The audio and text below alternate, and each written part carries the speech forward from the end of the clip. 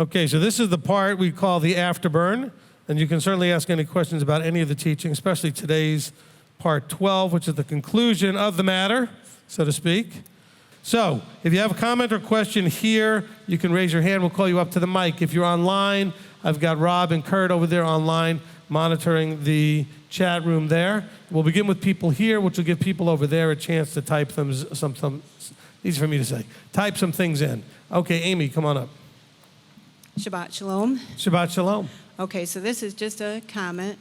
When you started in Proverbs, you talked about how we're on a path, right? So I was thinking, and appreciate that you read through Philippians also, because my comment is directed directly to you as our leadership, as my leadership and my covering.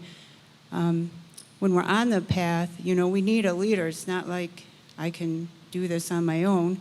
So I appreciated out of Philippians 4 that when you were reading that, I was thinking that you could say those same things about yourself, because I see in you and all the leadership here in MTOI just a really good example, that I look to you to learn how to deal with the things that come along to me while I'm on my path. Appreciate that. Some things I've had to deal with prior to coming into Torah, but now I'm learning how to deal with them in the right way by watching how you deal with it. So Amen. I really appreciate that greatly, and just really wanted to say that to you. And thank you. Just don't imitate me when I'm having trouble logging into something. I don't. Yeah, don't do that. No, I get frustrated, but anyway, I just really thought about that, and especially Philippians 4:9, where it says, "What you have learned and received and heard and saw in me." Like if you say that, I feel like I can do that. I'm watching you to learn from you, and to practice that also, so I can be applying what you're teaching me. So I just wanted to say thank you. Amen. Thank you so much. Appreciate that. Okay, Steve? All right. Let's see. I had several, but I'll just go with the one right now. In Proverbs 3, how you talked about writing them on your heart. Could that be where it aches us when we know what Abba's will is, but we still do our own? Well, I guess that could be part of it. What he's really trying to say is that the process that I've explained to you guys many times in the Heart of the Matter teachings and other teachings, a thought, when it metaphorically goes to your heart, emotions get attached to it. And then that's where action comes out of, right? You think about something, the emotions get connected to it, then after dwelling on it and having the emotions connected to it, eventually some sort of action manifests. And he's saying, look, write these things on your heart so that your emotions are connected to these things, so these are the things that manifest as the actions. Okay, I think that's more what he was talking about there. And then I'll go to this other one here. Proper structure. Because I'm working on this pool house, the house was, built, and it's all it took me a lot longer to get the foundation of the shower correct, because the walls are pre-made and it has to be square. So to me, I understand the significance of having a solid foundation. What I find is how we often don't want to correct our foundation, but we still want to build on what we have rather than going back and making those changes. So that's where I'm looking to make sure my foundations are level. Amen. Okay, but see, now in order to do what Steve said, you have to have the ability and the desire to check to see if you're not level. In other words, when he came to measure something for me that I wanted to have hung up that was fairly large, he brought his level and sat it on top of it so he could watch to see the little bubble, if it was centered, if the thing was level. You have to have a way to check. But it starts off with your desire to check and see if you're out of balance or if you're level, okay, as you're building on that foundation. You can't just start and then not double check and keep checking to make sure you're maintaining the correct aspect of it as it's being built. Okay, who's next? Okay, Rob? Okay, from CJ, says, Rabbi, Proverbs 3:1. Is there a teaching available? What's dealing with Torah observance and what Paul writes in Galatians 3:1 through 18? It's the Christian mindset, but I'm struggling with that part. All right, so wait, let me get to from Galatians. Okay, I know what you're talking about. Okay. All right, first of all, how do I want to say this? I don't have time to unravel Galatians 3 for you. I think we've done that on some teachings where we've gone into it to some degree.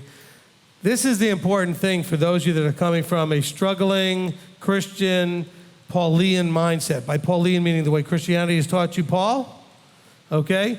If anything that Paul taught is causing you a problem, put it down. I didn't say Paul's wrong. I didn't say get rid of him. I just said put it down. But Rabbi, what do you mean by Rabbi? If anything Peter wrote or John wrote or James wrote is bothering you, put it down. You don't need any of these things. Read Revelation, read all the things that the apostles did in the books of Acts. All they did was use the Old Testament and their experiences with Yeshua to bring thousands and thousands and thousands of people into the covenant. So if they were able to do it without Paul or James or John or anything but the Gospels, so what do you need? You know, what does he say to Timothy? He says, don't forget the scriptures that you had since you were a kid. Well, it wasn't any of the New Testament. Plus, what else did he have? The testimony about Yeshua. That's the Gospels. All right? So what do you need? You need the Gospels and you need the Torah. Is the writings of Peter and John and James and all that stuff useful? Oh, yeah, I think they're very useful. But they're not useful if you're totally been indoctrinated through one way of seeing them. Okay? And so if that at this time is a stumbling block, is a tripping block, and there's not time necessarily to have it unraveled, just put it up on, I have a shelf. It's not a real shelf, but a shelf that I put stuff up on. If I don't know what to do with it scripturally, stick it up on the shelf. It may stay there a long time. It may come down after a short while. It doesn't matter. But it doesn't cause me any more problems. Okay? And so you can put things on the shelf. Now, generally, you should ask me or ask another teacher if you have a question about something before you stick it on the shelf. And in this case, I am telling you that until this thing can get unraveled for you, hindering. Put it on the shelf. Now, second point, key point with this. Yeah, your mic's still on, Rob. Okay, second key point with this. It's very important for you dealing with Paul's writings that more than knowing what he's saying, you have to know what he can't be saying. Do you understand what I just said? More than knowing what he is saying, you have to know what he can't be saying. What do you mean by that, Rabbi? Well, I mean this.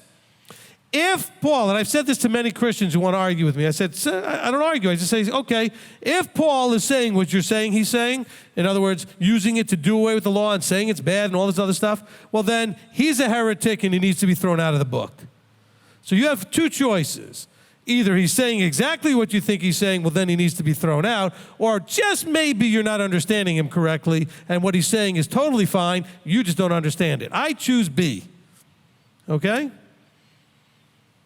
But he cannot be fine and saying what you think he's saying. Otherwise, he would be heretical. Okay? And so understand that first. That doesn't fix your problem in understanding what he is saying, but at least you can understand what he can't be saying. Because if he was, he would be what's called a Deuteronomy 13 false teacher, leading people away from the Torah, which he is the excuse for almost all of Christianity's doing away with the Torah. Not because I think Paul actually did that, just because of the way they've chosen to interpret the things he said, because they had no idea what he was talking about. Just like the whole thing in Romans about, the idea of the law of sin and death. And that one I explained quite extensively in a few teachings. Okay, so I don't know where, I can't remember which teachings they're in at the moment. If anybody knows, you can raise your hand. But that was covered quite a bit. And you'll have to, go back and look at that. But, at some point, maybe I'll go through the book of Galatians just separately and try to line that all up. But until then, why let something cause you to stumble just because you don't understand? Because it seems to be, the reason you're struggling is because it seems to be flying completely at odds with the rest of the Scripture. Okay, well, I'll give you another tool that you've heard me say, not if you're new probably, then you haven't, but the rest of you have heard me say lots of times. If I've got 99 verses that say A and 1 or 2 verses that seem to say B, the problem's not with the 99 verses. Okay? The problem's with the 2. Just like when I took you today and showed you verses that talk about the exact same thing, where we was talking about the idea we were in Colossians, and I connected that to the idea of being when you were in your former walk of life and you were separated from things. Remember, he's saying that to the Colossians. So, wow, look, he's saying the exact same thing to the Ephesians. And let me give you even more clarity. You were then without Elohim, without covenant, without anything, without any expectation or hope. And so you can start to connect things together. Or like when you read Proverbs and then you go, well, wait a minute, what about this teacher thing? Well, he says when you need to find the wisdom from above, etc. Well, let's go to Jeremiah. Actually, we got a whole teaching called Learn and Teach the Torah, which is all about making a case for Torah teachers from Scripture. Okay, so hopefully it's a great question. What do you do with the mainstream Christianity's use of Paul to undermine everything else that I'm teaching or that any Torah teacher is teaching? Well, the answer is you have to first understand the foundation. The old doesn't fit into the new. The new fits into the old. Paul teaches us about the root and the foundation in Romans 11. The tree is built on the root, not the other way around. The branches don't bear the tree. The root bears the branches. Okay? Okay, so this is really important as we go through. And you guys are forcing me to end up in Revelation. Revelation 12 and verse 17. And the dragon was enraged with the woman and went out to fight with the remnant of her seed, those guarding the writings of Paul and the... No? Those guarding the commands of Elohim and possessing the Gospels or the witnesses of Yeshua Messiah. And by the way, I'm not picking on Paul. You don't need James or John or Peter either. I'm not saying John as in the Gospel with the 1st, 2nd, and 3rd John or 1st and 2nd Peter. I find them powerfully helpful and useful, but you could get where you need to get with just the 4 Gospels in the Old Testament. If you don't believe that, then how in the world did thousands come in Acts chapter 2 and 3 and 4 and 5? Thousands of them.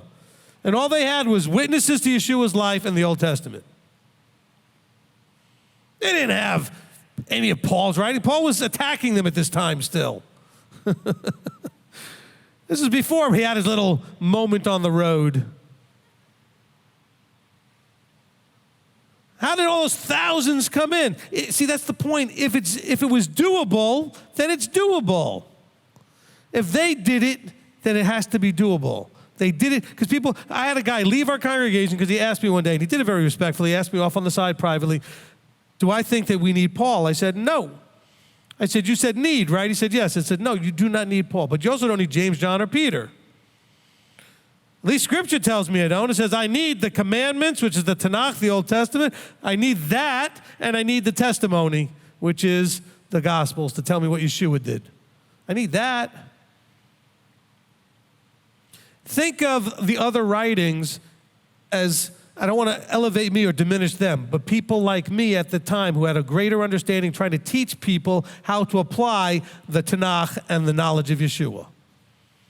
These were the anointed teachers giving their congregations and people that they were writing to their understanding of how you take the two and explain what the benefit you get from having both of these things.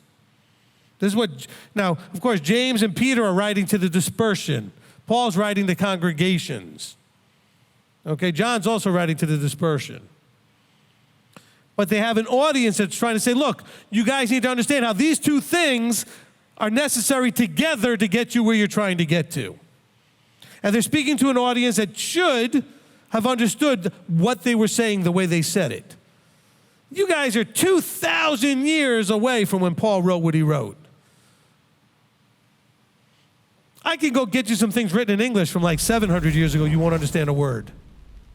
And you're trying to understand through translations and through filters what someone said 2,000 years ago. That's why it's so hard for us to do things today with our books and our translations. And so let's be careful with that. So good question. I appreciate the question. And hopefully there was a lot of new people that got to hear that. I'll say it again just so it's clear. You have to know what he can't be saying more than knowing what he is saying. And that's something you can figure out much more easily. You should know that if he's saying A, B, C, or D, that's a big problem, and he's a problem if that's true. And by the way, there's a lot of people out there really think he's a problem because they don't know what to do with what he's written. I don't agree with them necessarily. I'm just saying, but there are people out there because they don't know how to deal with what he said or what people think he said. All right? All right, go ahead. Next question. If you dare. No, good. That person was really appreciative. He said option B, that it is. He's going to put it on the shelf until a later time. And by the way, look, as a teacher, I do that too. I mean, there's lots of things I put up and take them back down, but I don't have a problem just putting something up on the shelf. Okay? If I don't need it to walk today, it can certainly sit up on a shelf. All right? Now, since I already know I'm not going to let Paul or anybody else take away my obligation through covenant to obey every word out of Yahweh's mouth, then I don't need to figure out what he's actually saying today. All right? I just know that what he can't be saying. And that's good enough for me for right now. Now, granted, there is a lot of stuff that Paul has said that I do understand and I could explain to you, but because I'm unraveling 2,000 years of indoctrinated, twisted teachings, I don't have the time to do that right this second. Okay? All right, next question. Okay, from Steve. It says Colossians chapter 3, verse 3. How was our life hidden with Messiah? I think I explained that, but I guess I did it fairly quickly. Look, it's part of what it talks about when it's the idea of you being called or drawn. And what's hidden is not you. What's hidden is the life to be revealed. 1 John 3 tells us that. John says that, hey, we don't really know what he's like, except that we know that when he returns, we will see him as he is because we will be like him. So that part, that future part, that destiny part has been hidden in Messiah. In other words, stored up in all these other metaphors that Paul uses in other places. That's what he's talking about there. But not if you're going to be of the below. Of the below is not that. It's all that stuff of the above that's been hidden away, the incorruptible body that's waiting for you, all the other stuff that's waiting for you, provided you finish out the journey, that's been hidden away, stored. Okay? And I think I kind of explained it during the teaching, but maybe not enough. Go ahead, next question. Okay, from Olivier and Janet Hoffman. It says, Rabbi, Proverbs 3, verse 11. How do we discern we are being disciplined by our Father and not going through, quote unquote, random events? Time and chance happen to everybody. But look, the discipline thing is going to be something that sometimes is either in the moment or 20/20 hindsight, then you recognize that he was getting your attention about something that you needed to fix. Okay? Chastisement has no value if you don't know what you're being chastised for. If you're a parent and you have little children or your children, remember when they were little, you know how not effective you were if you didn't discipline them immediately but waited hours for it, because then the connection was no longer there. Child does something and you respond immediately, they connect the two things together. Child does something and you wait a week to say something, they're not even remembering the event. Totally different thing. So if you are being disciplined, you should figure it out pretty quickly what it is that he was trying to get your attention about. Okay? And by the way, it could be something as simple as patience or faith that's being trusted. It's not, maybe discipline doesn't necessarily mean that you're being chastised in the discipline. Discipline also is the ability to control your own body, to control your thoughts, to control your emotions. That's called discipline. We try to have our children develop self-discipline. We are to develop self-discipline. So he allows us to go through a lot of things that are to create that in us. So some of those things that happen are just attention getters. Okay? All right, go ahead. Okay, from Bro Weaver says, question, Proverbs 3, verse 2. for they will prolong your life many years and bring you peace and prosperity. I've heard teachers say this is talking about the millennium reign only. What are your thoughts? Okay, so the length of days is a forever or a millennial phrase, so I won't disagree with that. But these are all things that fall into the category of type and shadow. Excuse me. They're all like cyclical things that you'll have some of it now, but the ultimate manifestation will be later. So length of days is not just saying, well, instead of dying at 50, you'll die at 70, so you'll get an extra 20 years. No, length of days and long life and peace they add to is talking about the future. It's talking about the kingdom. Absolutely, I would agree with that. Most of the teachers, if that's what they're saying, I would agree with them. Okay? We got to remember that everything we're doing now is about then. We're doing things now to get ourselves prepared, qualified, and whatever else you want to use for then. Okay? I know some people out there like, he used the word qualified. That's not right. We're under grace now. But okay, you know what? Just stop all that. Okay? He's going to decide if he wants to spend forever with you. That's called qualified. He's not just going to let you in because Messiah died and was resurrected, so now everybody gets in and he's stuck with you. You would never do something that dumb. He's not that dumb either. Okay? Worthiness is still a part of the picture. Now, what you need to know is that he knows you can be worthy. That's where you start to, bring shame to his calling of you when you don't think you can ever get there. You have to be worthy, but he picked you because you can be. Does that make sense? Did you catch that? Can you receive that? Okay? You must become worthy, but he called you because you can become worthy. We're told to walk worthily of the master. Walk in a worthy manner. Nothing's going to derail that process. Okay? It's not that complicated. Hopefully people are understanding that. Okay, next. Okay, Olivia and Janet Hoffman. Brother Weaver, he's got a follow-up on Proverbs 3:2. Is this where the prosperity gospel got established? I have never been a mainstream Christian. I have no idea where they got their stuff from. From Olivia and Janet Hoffman. Rabbi, in Colossians 3, verse 5, is whoring referring to adultery or idolatry or both? Well, it's saying that these things all are forms of idolatry. Okay?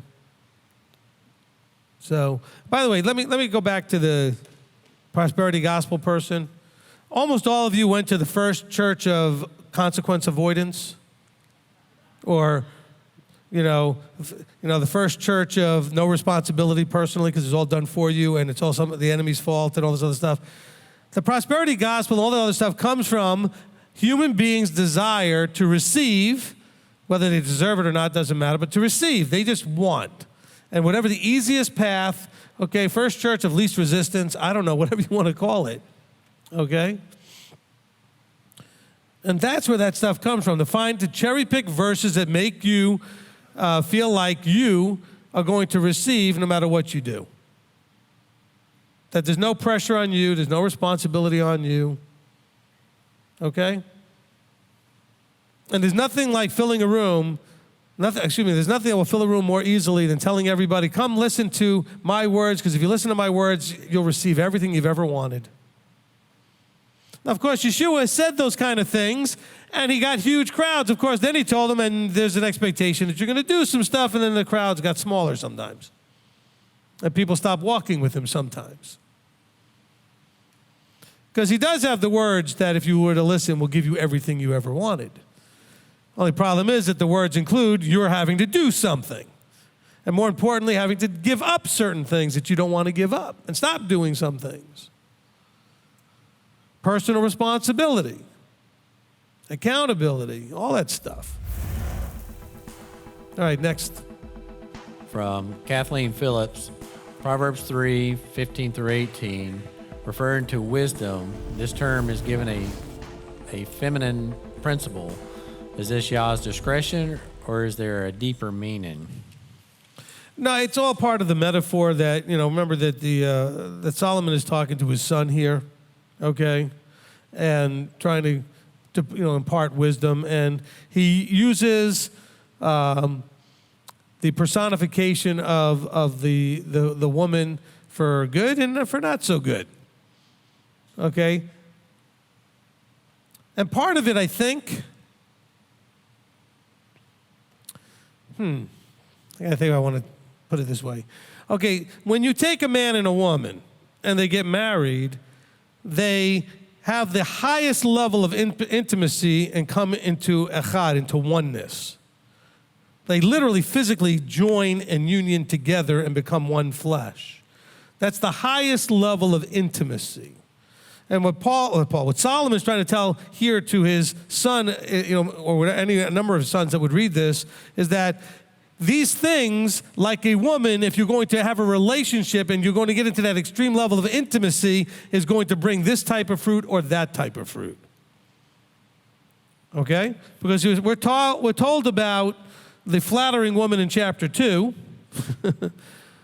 and the wisdom woman in chapter 3, as far as the metaphor that he's trying to give here, okay? So I think maybe it has something to do with the level of our picturing man-woman intimacy and how they can become one, and you should not become one with the one, but one with the other. So does that help a little bit? Does that make some sense? All right, next. All right. From Olivier and Janet Hoffman. It says, Rabbi, in Colossians 3:18, does filthy talk referring only to gossip and slandering, or also obscene language, vulgarity, offensive speech? Okay, so Colossians 3:18, well, where are we? Verse 8, I'm sorry, okay. But now also put off displeasure, wrath, evil, blasphemy, filthy talk. Okay, filthy talk there, I think, is their attempt to say Lashon Hara. Okay? And translate it into Greek and then into English. Okay, evil speech, evil tongue. All right? The whole idea of vulgarity or language and words is a very touchy subject with a lot of people. And I've had to correct some people of late, with certain things. You must understand that while words are words and in themselves, they're nothing more than just that. But you have culture, you have other things that have to do with how people would interpret or receive information. And so respecting that is what's important. In other words, there's an appropriateness of language.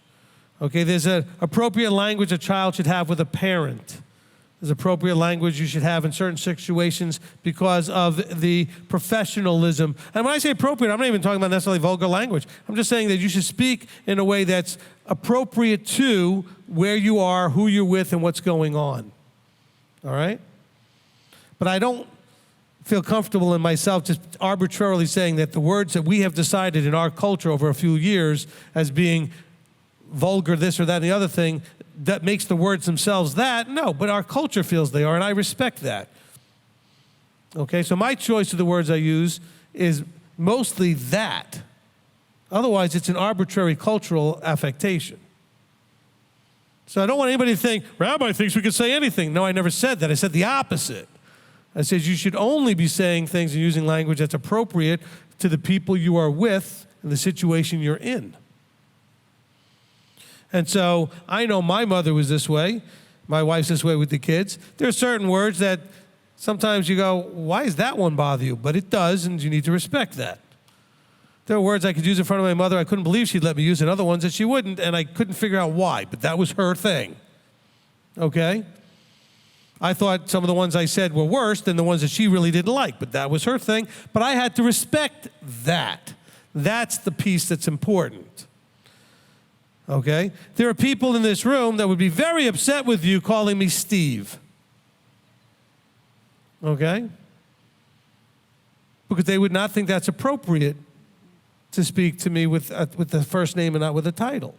I'm not that person, by the way. But there are people in the room, though, that would feel that way. There are people in the room that would feel that there's a certain way to speak to the leadership or to a parent or whatever that's way too casual. that lacks the appropriate respect. And so that's to address that other issue. But I think the verse is really talking about Lashon Hara, okay? Which is the evil speak, evil tongue, which is that kind of speech which is meant to embarrass, shame, tear down other people, okay? Next question. Okay, from Dennis, how does one trust in Yahweh with all their heart and not lean in their own understanding when Yah is the one who gives us wisdom to make wise choices? And that is why we have the fivefold ministry. Ephesians chapter 4. Okay? He says not to lean on your own understanding, which means that you need to seek counsel about what you think you understand. He put structure in place for that. Both the Melchizedekian and Levitical priesthoods were put in place for that single purpose. All right, next question. From Olivier and Janet Hoffman, says, Rabbi, thanks for your patience. Would you please elaborate on the definition of understanding? Is understanding discernment? I find understanding comes from my teacher. Is this correct? All right, so let's take it from the point to, I was trying to run through my head the three concepts that I think were here talked about so you can kind of get the balance up. You have three concepts. You have wisdom, knowledge, and understanding. Okay? So let's take it as knowledge is information. I know I've told you that knowing is a relational thing, but let's just take it from this point of view that knowledge is information. Okay? Understanding is having an idea of what to do with the information. And wisdom is knowing where, when, and the appropriate use of how to apply that information. Okay? So you have information, and then you have understanding, which is what do I do with the information? And then wisdom is when, where it is appropriate, etc., to do the understanding. Okay? Hopefully that is a simple enough answer to that question at this point. Okay, from Pete and Brenda Lamb, says, can Rabbi comment on any comparison between Colossians 3:15 through 16 and 2 John 1:9 through 10? Okay, we say 9 through 10, just those two verses in 2 John? 2 John, yeah, 1:9 through 10, 9 and 10. 9 and 10, okay. And I'm comparing it to Colossians 3:15. 15 and 16. I mean, look, they're not saying exactly the same thing. I mean, you know, John's getting much more strong in what he said. He says in verse 9, everyone who is transgressing and not staying in the teaching of Messiah does not possess Elohim. The one who stays in the teaching of Messiah possesses both the Father and the Son. If anyone comes to you and does not bring this teaching, do not receive him into your house nor greet him.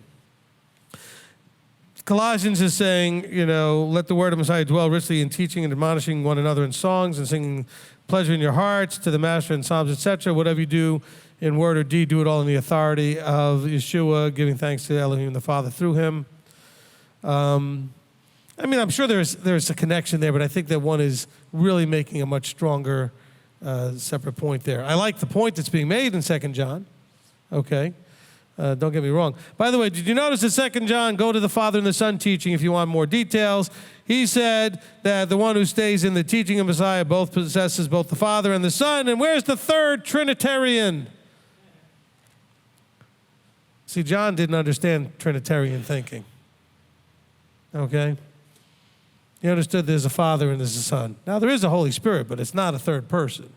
And if I just blew all of you guys up and made you all mad at me, go listen to the Father and the Son teaching. It's called Do You Know the Father and the Son? Okay? And I probably didn't even have that verse from 2 John in there, and I like that verse. It should have been in there. Okay. Because I don't remember having that verse in there. So anybody who's listened to it recently can be confirming that, but that's a good one right there. I like it. All right, next. Okay, from Libby, says Genesis 6:5 and Colossians 3:5 through 9. Is it correct to think that the problem in Genesis 6:5 is evidenced by what is talked about in Colossians 3:5 through 9? I thought I said that. When I thought I connected those that way. Let me just go back and. Oh yeah, well, okay. So 5 through 9 is saying, is putting off the that is a description that goes back to, okay, so it says, therefore put to death your members, etc., all those things. Because of these things, the wrath of Elohim, yes. So I think I connected it that way. So my answer is yes, but I thought I did that. You may need to go back and hear it again, but I thought that's exactly what I did. Go ahead, next.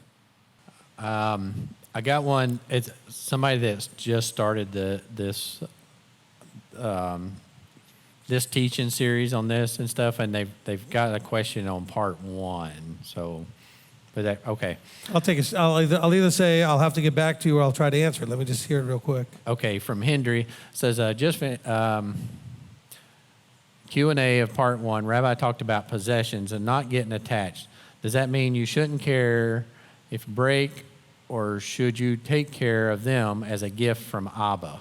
Okay, so there's a difference that's missing in all of this is the emotional attachment, okay? I don't remember what I said in part 1, but I can just answer from where I am right now with explaining this, okay?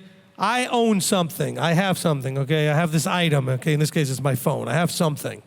And I appreciate that I'm able to have it, and I try to care for it appropriately. But if something were to happen to it, I could allow it to really steal my peace if I have emotional attachments, as opposed to just appropriate attachments where I care for it and take responsibility. This is my thing. Especially if, let's say I had something that was a lot more delicate than today. Nowadays, phones are not that delicate. I mean, you got all kinds of protective ways to keep it from getting damaged. Amazingly, people break them all the time anyway. But that's because they think that they're so well protected, they just toss them all over the place. But you handle something, okay, with the appropriate care that you should. However, how upset you get if you lose it, it's stolen, or it breaks has to do with how attached you are to your stuff. It's like the one that came to Yeshua who had a problem because he was attached to all of his stuff. And so Yeshua said, well, go sell all that stuff because you're emotionally, your heart, everything is attached to things. Okay, so no, you're not going to, just treat your stuff in a bad way or not take care of it or anything like that because of, I'm not saying that. I'm just simply saying don't have an emotional bonding to your things. Okay? Emotional bonding is to people and to the Creator, not to stuff. All right, go ahead. And I think in part 1 I mentioned how I had grown up with a problem with that. I had a real hard time being emotionally bonded to my stuff. Okay? And it still rears its ugly head every now and then, Old habits, bad habits, hard to break. Okay, from Susie Kelly. She's got a question about wisdom, but she's referencing Proverbs 8:31. It says, 8:31 speaks of wisdom being with Yah from the beginning and rejoices when humans were made. What or who is wisdom? Okay, so we talk about wisdom being knowing how to take everything that exists, knowledge and understanding, and have it applied in the right way. And what basically Yahweh's saying is, everything I did was done with wisdom. Everything was implemented with wisdom. Everything was created with wisdom. Everything was designed with wisdom. So he's using metaphors here to make it personified, even though it's not a person. Just like the woman being described in chapter 3 or chapter 2 is not really a woman. He's just trying to communicate make a point with us, to get us to understand a connection. He's saying, I want you to live your life in the context of wisdom, because after all, everything I created using this concept called wisdom. In the beginning, it was with me. I had wisdom in every, look, the fact that we're here today on Shabbat is because he had the wisdom to know we would need this today at the beginning when he made it. Okay? Wisdom a lot of times has to do with forethought, planning, knowing the results of something you do, what that might lead to, what the fruit it might bring, the consequences of things. All of that, when it comes together and coalesces in your mind, helps you to make a wise decision. He said, I knew the end from the beginning, so I was able to apply wisdom to everything because I knew exactly what everything I did ultimately would manifest. Something we're not able to do, but he could do. We're not able to figure out every single thing perfectly that's going to happen as a rippling effect of every other thing we do. But everything he does and everything he has done, he's known exactly all of the butterfly flaps its wings in one part of the world and a hurricane, those type of things. Well, he knows the rippling effect of every little thing he does. That's why when Rehoboam wanted to go get Jeroboam, he said, this is going to serve a purpose of mine, leave it alone. Okay? Because he could see where that would play out. He also could see what would happen if he had let Rehoboam go up there. Okay? Next question. I just got a comment from J. David White. It says, knowledge is knowing that a tomato is a fruit. Wisdom is knowing not to put it in your fruit salad.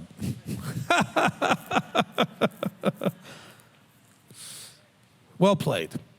All right. Is that going to wrap it up? Okay, we're good. I see the children have already come down. Do we have anybody else upstairs that we're waiting on? All right, so I hope this was a blessing. I think this is a really important teaching series for where we are right now in the world and what's going on in the world. And I'm excited to see whatever Abba wants me to do next because I have no idea. So we'll have to see. From my point of view as a teacher, it's a lot easier to do 12 parts of something once it gets started than to create something from scratch, from new.